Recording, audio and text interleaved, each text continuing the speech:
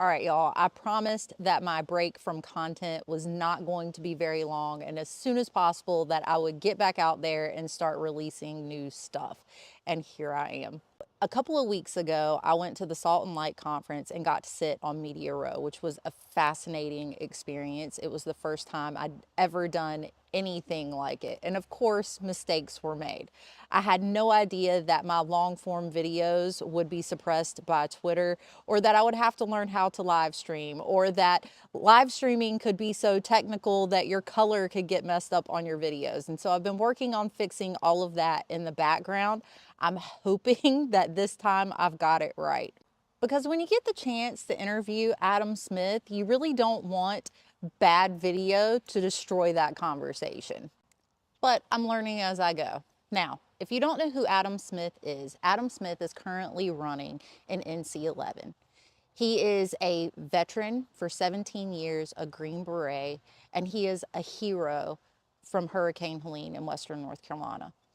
Adam Smith was running supplies on helicopters into the worst hit areas after the hurricane and truly deserves everyone's respect for what he did. And now he's running. So what does he think about North Carolina politics? What does he think about our culture? And what does he have to say about how we can protect it? Y'all take a look. All right, Adam, I'm super excited about this because I don't know if you know it or not, I'm from Haywood County, North Carolina. Okay. And so when Hurricane Helene hit, I was upset, and you were a hero. Oh, no, I was not a hero. There was a lot of people that were real heroes. I just happened to be, by the grace of God, in the right place at the right time. Well, it is appreciated. You and Sean Hendricks, there's so many who, you guys did a lot, and you There was a made lot of difference. people. There was a lot of people did a lot of amazing things. Yeah. So is that what inspired you to run? One of many. One of many. One of many. You know, spending nearly 17 years in the military, and I'm a former Green Beret. I spent a long time in the Special Operations community. I worked at the Defense Intelligence Agency for a little while I was still in the military. And in all of that experience, I had a chance to be in DC and see how DC worked, and then leaving DC and deploying all over the world, and then watching the inefficiency of the federal government real time, understanding the bureaucracy of the federal government while we're in the military, which is a headache and a hassle. Military intelligence is an oxymoron, and it's a joke for a reason because it's true. And then during the storm, watching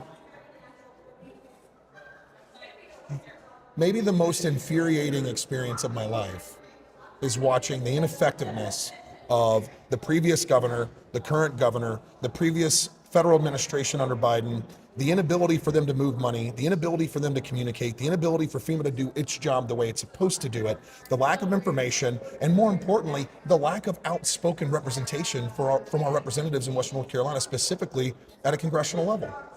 When you have a congressman that's on the Appropriations Committee that has the ability to not just have a vote and a voice directly from the district on how dollars are getting allocated, but has the ability to then push those dollars to where they're supposed to go through building a coalition effort on the ground with state representation in the General Assembly. That's not happening.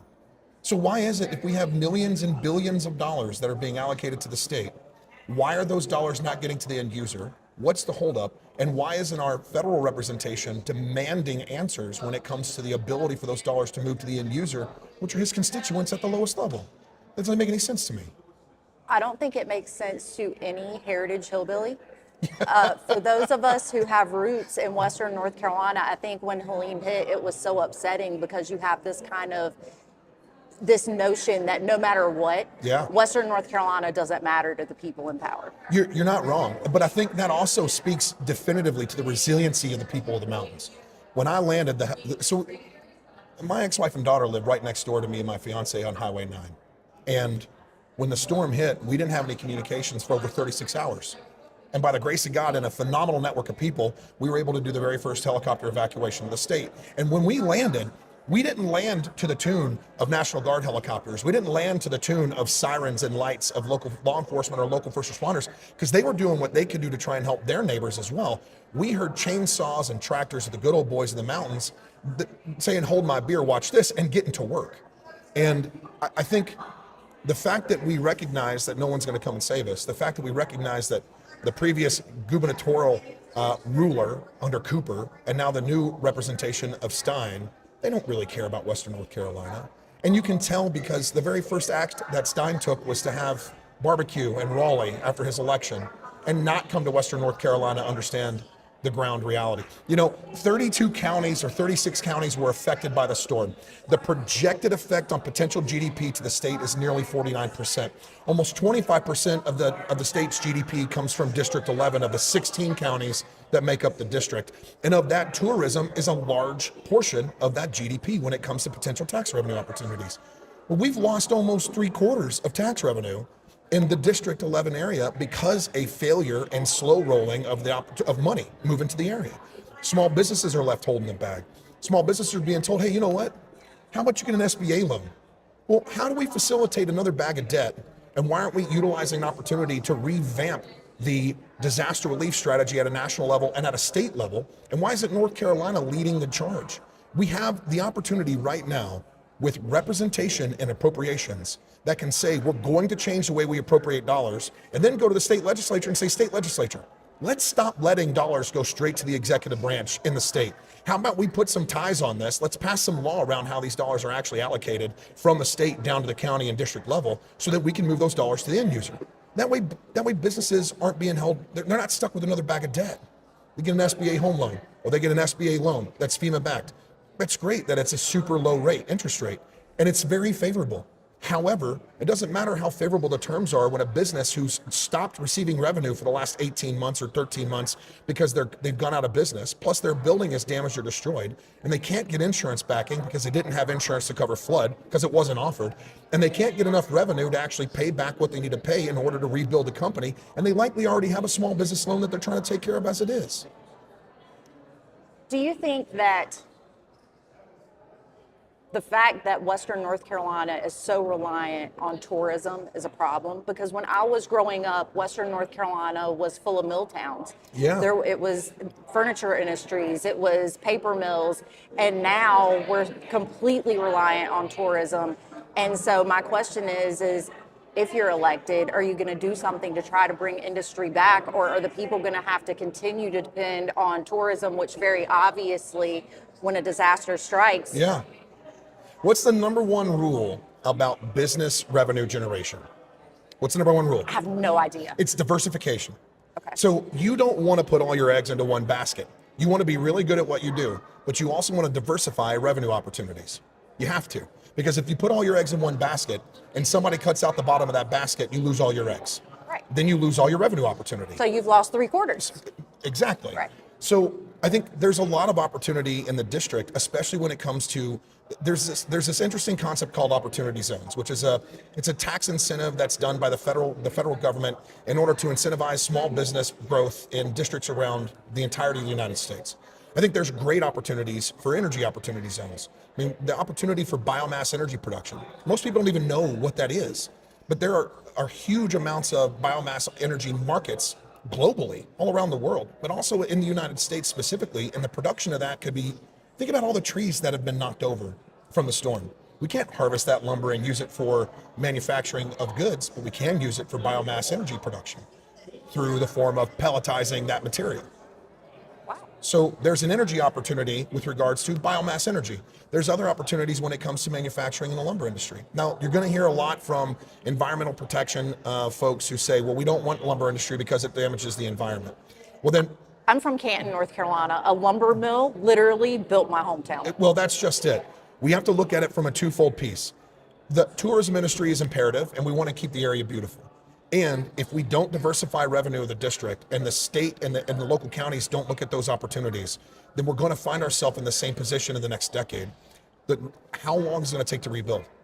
We have to do more than just say that the way we're operating is the best way we can operate. We have to consider what innovative growth opportunities look like. The number one issue, well, there's a lot of number one issues when it comes to the government. One of the largest issue is that the government in general doesn't seem to have an incentive for the fiduciary responsibility of the American taxpayer's dollar. So when the dollar goes to the governor and he has a slush fund, he can choose how to spend that dollar. Now, it's political suicide to spend all your dollars in one place, but that's the reason why they do a great job hiding it when they can. What if that changed? What if the fiduciary responsibility for the utilization of the dollar changed from the government level to local level? What if we had the ability through block grants to deliver those funds to a lower level? What if we had the ability to incentivize business growth through county opportunities and district level incentivization opportunities that drove innovation on how we developed energy, business growth, manufacturing opportunities for Western North Carolina? Rather than just saying, well, we're going to rely on tourism and all the small towns that are in the rural area, you're on your own. Because that's what we're doing. And that's what's happened. Exactly. So I have one more question for you. Yes, ma'am. All right. So I know that you're not from North Carolina. Originally, no. And I am like the North Carolina queen of culture. Yes, culture is my number one thing. And so when I come home to Western North Carolina and I look around and I hear no one with my accent anymore, you know, clogging's not happening at every little corner store anymore. There's not people on their porches playing banjo. I notice that my culture in Western North Carolina is dying. Yeah. And I don't hear or ever see any politicians speak about that. And I'm wondering, because North Carolina we're under a population boom right now. Mm-hmm. And so our culture all across the state is dying. So I want to know, have you considered ways to help protect culture for us locals? Well, I'm going to ask you a question in return. All right. What does that look like to you? As a Western North Carolinian native, understanding what the culture of the Appalachian Mountains look like and what Western North Carolina culture looks like in general, what does that look like to you? How do you not only protect it, but how do you incentivize its revitalization and its revival? Right. So right now, I think that I'm seeing a lot of subdivisions go in. I'm seeing that people don't want. I'm seeing a lot of businesses go in that people don't want. And as far as I can tell at this point, some of those are due to pieces of property being rezoned without the communities even being aware. And then the next day they wake up and all of a sudden there's a big sign that says, hey, this giant subdivision is going in. Mm-hmm. And I'm not talking about Western North Carolina specifically, but we're talking about all across the state. And so we have people who we have elected or who have appointed these people that are actively going against what North Carolinians want. And so a lot of us have no idea how to fight against that. Well, let's go back to the culture question. Okay. Because that's a different issue. Well, what I'm saying is when you have all of these people move in all at one time, it kind of dilutes the culture that's already there. You ever been to Japan? I haven't. So if you go to Japan, one of the amazing things that Japan has done is Japan has maintained a close connection to their culture from centuries before, right? In dress, in music, in stylization of buildings. Now, they've also had a huge amount of modernization, right? I mean, one of the largest tech capitals in the world is from Japan. So the question is how do the Japanese do it? Right? You ever been to Germany? I have not. I have never been to Europe. So Germany has something similar. There's also a lot of traditional German values that have been withheld or maintained in that region, just like Italy. Italy has a lot of traditional Italian values that are in that space. I think the piece is this. I think locals, I think especially in Western North Carolina, locals have a tendency to kind of pull away, Yes, we do. and we isolate in the mountains. Right? We're not super trusting of the government, No. but we're also not super trusting of people that are here from the outside to help or move into the region. Right. Right? So I think the pushback has to come back from the local community. If you want to maintain culture, you have to celebrate it. If you want to make people aware of it, then you have to let people know about it. And the way you do that is you celebrate the culture by having days, events, fairs, whatever it might be. I haven't seen a clogging competition since my very first girlfriend in high school was a clogger. And she was a competitive clogger and traveled all over the United States to do it. I haven't seen one since then. And I know that the heritage of clogging is deeply rooted in Western North Carolina. You know, I've lived here for almost 6 years and I haven't seen one clogging event or clogging competition in Western North Carolina because I've never heard about it. So how do you preserve culture? You provide awareness. You provide awareness by demonstrating it and celebrating it. So I would say if you want to preserve Western North Carolina's deep-rooted history and culture, and the people of Western North Carolina are bought into that, then I would say we should celebrate it. And not just hide away in our hollers and hope to be left alone.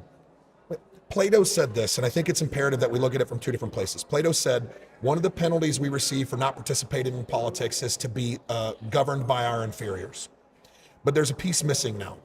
There's actually more than that.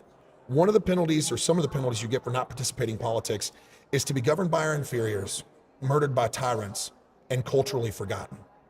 So there's a push that we have to do as a people in general, where we want to maintain culture.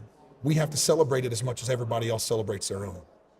And we don't have to be afraid of being demonized or canceled in the process of doing it. Just like as a Christian conservative, I'm not going to hide in the corner and whisper about my God. Well, I'm going to spread the word of Christ every opportunity I have. And as a conservative, I believe in the fundamental values and principles that we founded the country on. I'm not going to whisper in the corner and say, hey, Trump's policies, those policies are pretty good, but God forbid I say this too loud, somebody might cancel me or I might offend someone. I think it's about time we stop worrying about offending people. I think it's about time we start celebrating what we believe. Charlie Kirk was a perfect example of that. That is by far the best answer anybody has ever given. And it absolutely filled my heart with joy because I celebrate North Carolina culture every single day. I've seen what you've done. Yeah. Well, thank You you. do good work. Thank you so much. Yes, This ma'am. was incredible.